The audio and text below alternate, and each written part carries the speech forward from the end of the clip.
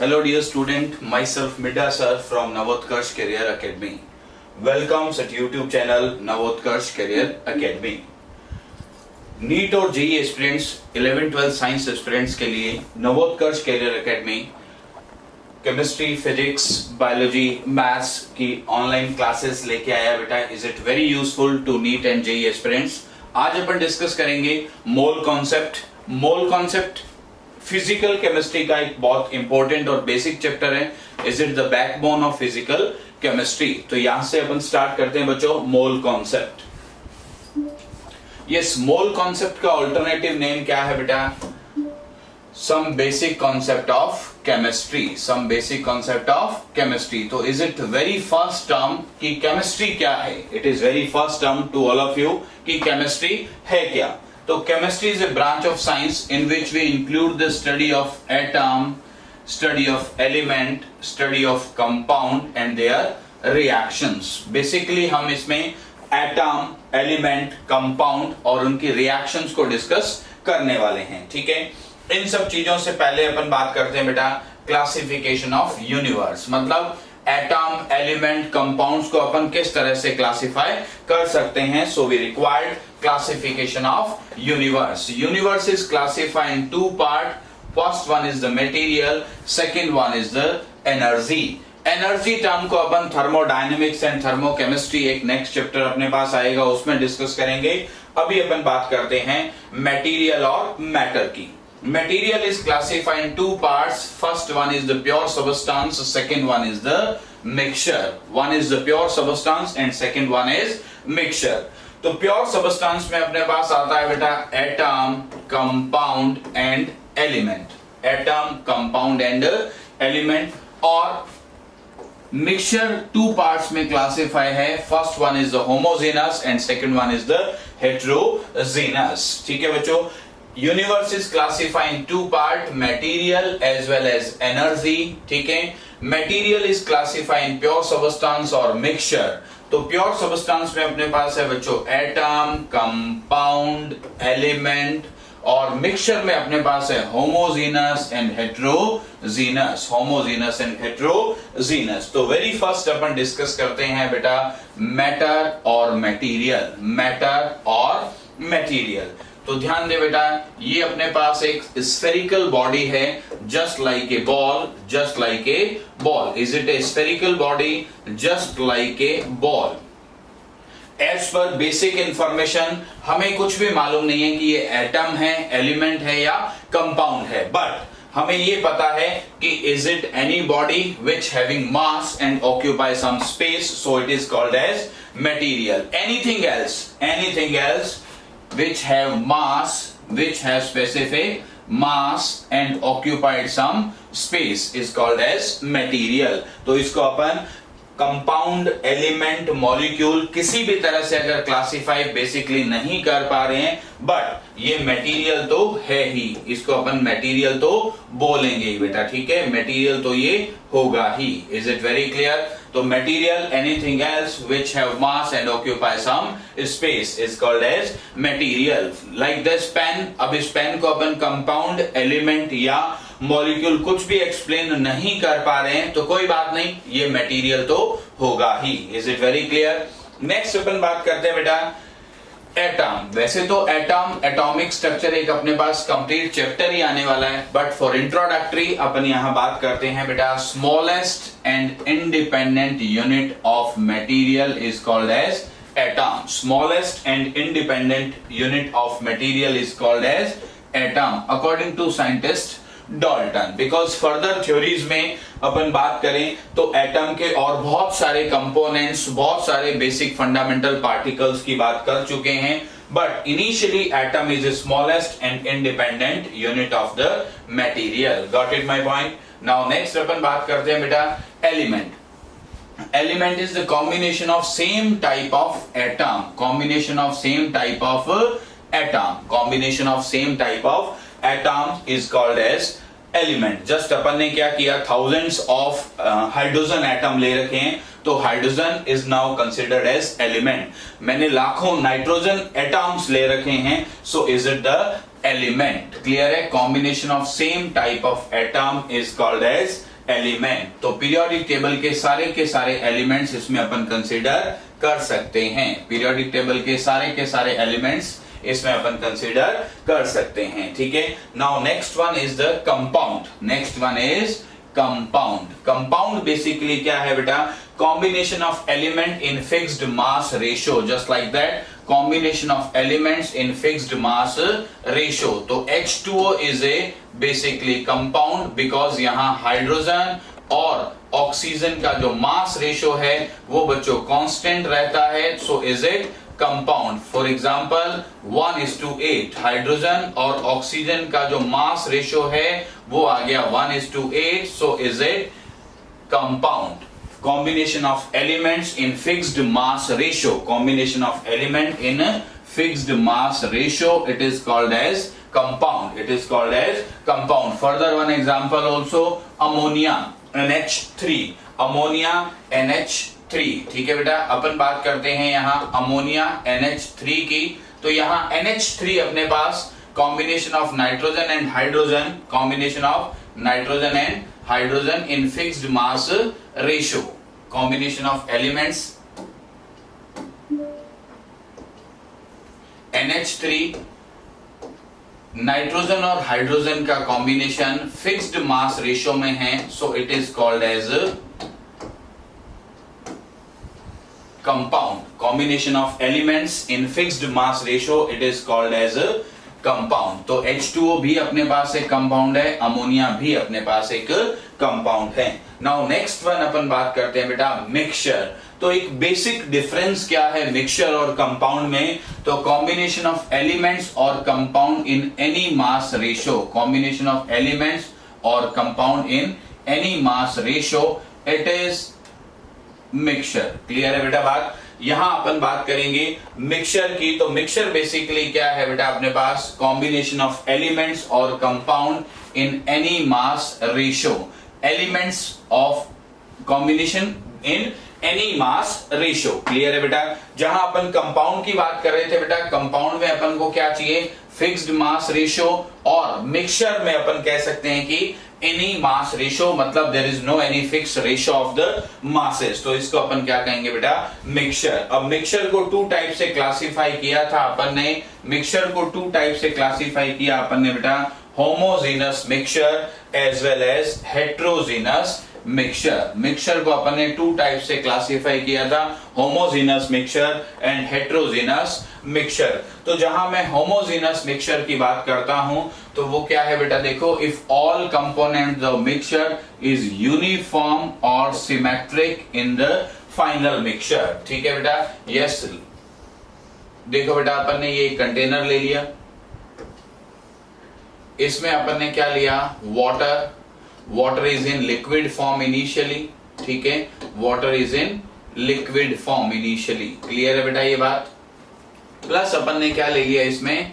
Salt. Plus क्या ले लिया बेटा? सॉल्ट। और सॉल्ट कैसी फॉर्म में होता है अपने पास? सॉलिड फॉर्म में होता है। सॉल्ट कैसा होता है बेटा? सॉलिड फॉर्म में होता है। बट आफ्टर शेकिंग ये बोथ ऑफ कंपोनेंट जो हैं, चाहे आप वाटर की बात कर रहे हो चाहे आप सॉल्ट की बात कर रहे हो, वो सिमेट्रिक किस में आ जाएगा? लिक्विड फॉर्म में आ जाएगा। सो is it homogeneous mixture. Homogeneous mixture. यहां अपन एक और एग्जांपल ड्रॉ कर सकते हैं बेटा, वाटर और शुगर के रिस्पेक्टिव। वाटर और शुगर के respective, initially water is in liquid form, sugar is in solid form, but after mixing in a final mixture both of component is symmetric, homogeneous as well as in liquid phase। तो इसको अपन कह सकते हैं बेटा homogeneous mixture। water and salt is the mixture of solid and liquid, but in final mixture both of component in liquid form, so it is homogeneous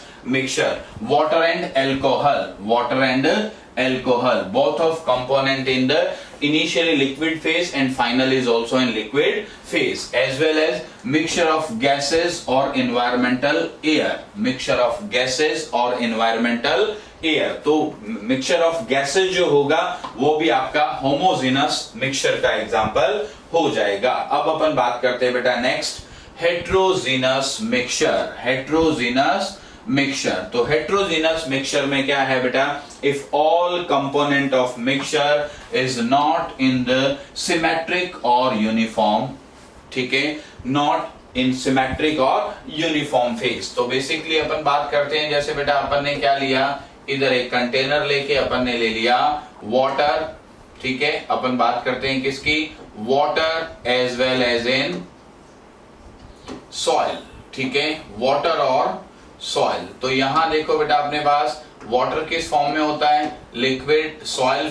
किस form में होता है, सॉलिड। तो ये बिफोर मिक्सिंग भी ये इस फॉर्म में था, डिफरेंट फॉर्म में था, लिक्विड और सॉलिड। तो आफ्टर मिक्सिंग भी ये डिफरेंट फॉर्म में ही आपको मिलेगा, मतलब सिमेट्रिसिटी इसमें अपन को नहीं मिल सकती। तो सेकंड अपन बात कर सकते हैं बेटा water and oil, water and soil. तो water and oil both in the liquid form, both in liquid form, लेकिन इसमें सिमेट्रिसिटी नहीं होगी, होमोजीनस रिप्रेजेंटेशन इसका नहीं मिलेगा। तो water and oil and water and soil, these both example of the heterogeneous mixture, ठीक है बेटा। ये अपना एक बेसिक रिप्रेजेंटेशन था, एटम को लेके, एलिमेंट को लेके, कंपाउंड्स को लेके, एज वेल एज मिक्सचर अपन ने डिस्कस किया, homogeneous and heterogeneous. As per concern ये आपका एक बिल्कुल बेसिक चैप्टर है फिजिकल केमिस्ट्री का। तो यहां अभी अपन डिस्कस कर रहे हैं next measurement of the physical quantities. ये बेसिकली आप फिजिक्स में भी डिस्कस करते हैं, measurement of the physical quantities by 3 types of method. First one is the MKS, second one is the CGS, third one is the FPS। MKS अपन बात करते हैं बेटा, डिस्टेंसेस को मेजर करने के लिए यहाँ M से इंडिकेट किया जाता है मीटर, मास को इंडिकेट करने के लिए यहाँ किलोग्राम, और टाइम को इंडिकेट करने के लिए second. So it is called as MKS। CGS में अगर अपन बात करते हैं बेटा, तो डिस्टेंसेस को मेजरमेंट करने के लिए सेंटीमीटर, मास को मेजरमेंट करने के लिए आपके पास है ग्राम, एज वेल एज टाइम को मेजरमेंट करने के लिए फिर से सेकेंड, ठीक है बेटा। उसके बाद अपन बात करते हैं FPS। तो अब यहाँ डिस्टेंसेस, लेंथ को मेजरमेंट करने के लिए फीट, मास को रिप्रेजेंट करने के लिए पाउंड, और टाइम को रिप्रेजेंट करने के लिए सेकंड। तो is it the basic 3 methods of the measurement of physical quantities. Length को मेजर करना है तो MKS में मीटर, CGS में सेंटीमीटर, और FPS में फुट। और अगर अपन को बेसिकली मास को मेजरमेंट करना है तो किलोग्राम, ग्राम और पाउंड, और टाइम को मेजरमेंट करना है तो सेकंड्स, टाइम को मेजरमेंट करना है तो सेकंड्स, ठीक है बेटा। अब अपन बात करते हैं measurement of the experimental results is relate with the 2 terms, ठीक है। इन 3 मेथड से अपन एक्सपेरिमेंट्स में रिजल्ट्स को मेजर करते हैं, but is it relate with the 2 terms. First one is the accuracy and second one is the precision। First one is the accuracy and second one is the precision. तो किसी भी experimental result को finalise करने के लिए हमें 2 parameters को base लेना पड़ता है। First one is the accuracy and second one is the precision. आप लोगों ने देखा होगा कभी भी अपन एक्सपेरिमेंटल वर्क करते हैं तो हम मल्टीपल रीडिंग्स पे बेस्ड होते हैं, चाहे कोई फिजिक्स का मेजर एक्सपेरिमेंट हो या केमिस्ट्री का टाइट्रेशन हो, तो हम यहाँ मेनी मोर रीडिंग्स को लेके काम करते हैं, not decided as per the single readings. तो जैसे इसको अपन एक बार टेबुलर फॉर्म में एक रीडिंग के रेस्पेक्टिव डिस्कस करते हैं, फिर इसकी डेफिनेशंस पे आते हैं बेटा। देखिए अपन एक एक्सपेरिमेंट ले रहे हैं, जस्ट लाइक इस पेन का जो एक्यूरेट वैल्यू लेंथ है वो मैं क्या कंसीडर कर रहा हूं बेटा, वो मैं क्या कंसीडर कर रहा हूं बेटा 11.5। क्या कंसीडर कर रहे हैं बेटा अपन 11.5। अब इस लेंथ को मेजरमेंट करने के लिए 3 स्टूडेंट को अपन ने टास्क दिया, स्टूडेंट A, स्टूडेंट B और स्टूडेंट C। तो स्टूडेंट ए ने जो अपरेटस से अपन को कैलकुलेट करके दिया, first reading is the 11.4, second reading is the 11.3, third reading is the 11.5। तो as per the concern of first student, ध्यान दीजिएगा बेटा, relation in between measured value and accurate value. तो is it very connecting? 11.4, 11.5, second reading is also very connecting, 11.3 and 11.5, and third reading is also very connecting, 11.5 and 11.5। तो इन student ए का जो result है उसमें मुझे मेजर्ड वैल्यू और accurate value में very well connectivity नजर आ रही है बेटा। तो मैंने इस फर्स्ट रिजल्ट को क्या कहा है, एक्यूरेट। फर्स्ट रिजल्ट को क्या कहा है बेटा, एक्यूरेट। तो दैट मीन्स मेरा मीनिंग एक्यूरेसी से क्या है बेटा, ध्यान दो, difference in between measured value and accurate value is considered as accuracy। ठीक है बेटा, difference in between measured value and accurate value, इसको अपन एक्यूरेसी से कंसीडर करते हैं। अगर ये डिफरेंस बहुत ही मिनिमम होगा then this result is accurate. Now this result is accurate same as the result of student 1 because accurate value क्या है बेटा, 11.5, 11.5। these all three readings are connect with the accurate value। तो इसको अपन क्या consider करते हैं बेटा, एक्यूरेट रिजल्ट। अब स्टूडेंट बी पे आते हैं बेटा। देखो स्टूडेंट बी का फर्स्ट रिजल्ट क्या है बेटा, 13.5, it's not connect with the accurate value. Second reading है बेटा 11.3, not connect with the accurate value. Next है बेटा 13.4, not connect with the accurate value. तो स्टूडेंट बी के जो रिजल्ट हैं वो एक्यूरेट वैल्यू से कनेक्टेड नहीं है। जैसा कि हम देख पा रहे हैं बेटा, एक्यूरेट वैल्यू इज 11.5, तो रिजल्ट मेजर जो हो रहे हैं वो 13.5, 13.3, 13.4। तो ये रिजल्ट जो हैं वो एक्यूरेट वैल्यू से कनेक्टेड नहीं है। तो रिजल्ट इसका क्या होगा बेटा, not accurate, not accurate. Same as on student C के पास चलते हैं बेटा। इसका फर्स्ट रीडिंग है 9.5, फर्स्ट रीडिंग अपना है 9.5। तो फर्स्ट रीडिंग जब इसका 9.5 है बेटा, not connect with the original value. Second, ठीक है, थर्ड, मतलब no any connectivity with the all of three readings. तो ये रिजल्ट भी कैसा हो गया बेटा, नॉट एक्यूरेट। ये रिजल्ट भी कैसा हो गया, नॉट एक्यूरेट। क्लियर है बेटा बात। अब स्टूडेंट ए का रिजल्ट एक्यूरेट है, स्टूडेंट बी का रिजल्ट नॉट एक्यूरेट है, स्टूडेंट सी का रिजल्ट भी नॉट एक्यूरेट है। लेकिन अगर अब मैं आपसे बात करूं स्टूडेंट बी के और स्टूडेंट सी के इन बिटवीन, स्टूडेंट बी के और स्टूडेंट सी के इन बिटवीन, तो दोनों ने अच्छा वर्किंग किस स्टूडेंट ने किया है, बी या सी। तो यहां मुझे कनेक्ट करना होगा नेक्स्ट वन टर्म से, that is precision. Next one term मेरा क्या है, प्रीसीजन। तो प्रीसीजन अपन को क्या रिप्रेजेंट करता है, देखो बेटा, स्टूडेंट बी के रिजल्ट में एक सिमेट्रिसिटी है, एक कनेक्टिविटी है, थोड़ा मैच्ड है। Like first reading is 13.5, so second is connect 13.3, so third one is also connect 13.4। लेकिन स्टूडेंट सी के रिजल्ट में कहीं कोई कनेक्टिविटी नहीं है। स्टूडेंट सी के रिजल्ट में कहीं कोई कनेक्टिविटी बेटा नहीं मिल रही है। First is 9.5, second is 11.5 and third one is the 17.3। So there is no any connectivity with the all three readings. तो बेसिकली अपन को ध्यान देना है बेटा कि प्रिसीजन जो है वो कैसे कलेक्ट करते हैं अपन, कैसे कनेक्ट करते हैं। तो difference in between the average of measured value and result value. Clear है बेटा बात। फॉर एग्जाम्पल हमने इन तीनों रिजल्ट का क्या किया, एक एवरेज ले लिया, तीनों रिजल्ट का एक एवरेज ले लिया। अब इस एवरेज को अपन कनेक्ट करते हैं रीडिंग 1 से, इस एवरेज को अपन कनेक्ट करते हैं रीडिंग 2 से, इस एवरेज को कनेक्ट करते हैं रीडिंग 3 से। Now average is the 11.4 and all three readings are connected with this average result। तो ये आपके पास क्या हो जाएगा बेटा, प्रीसाइज रिजल्ट है। ये इस रिजल्ट को अपन क्या कहेंगे, accurate as well as precise, accurate as well as precise.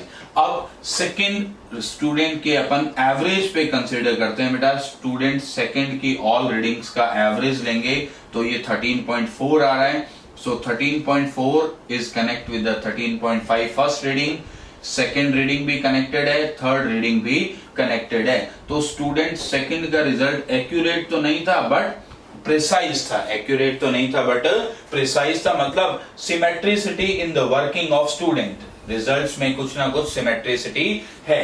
लेकिन स्टूडेंट सी का रिजल्ट कहीं भी कनेक्टेड नहीं है, पूरी तरह से ये बेसिकली नॉट कनेक्टेड रिजल्ट है किसी स्पेसिफिक बॉडी के लिए। फर्स्ट रीडिंग जो है वो 9.5, उसी स्पेसिफिक बॉडी के लिए second reading is 11.5 and third reading is the 17.3. So this result is not accurate and neither precise. So this result is not accurate and neither precise. Clear हो गया बेटा, accuracy and precision.